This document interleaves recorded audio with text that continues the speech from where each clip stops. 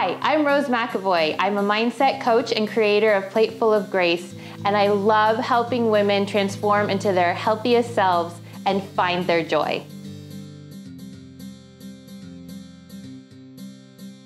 Protein has become a trendy word in the world of health and fitness, but it's much more than a fad. A recent study showed that adults who were following a very similar protein-focused diet, one that included lean beef and one that excluded beef, wound up with the same statistical improvements in their health at the end of the study.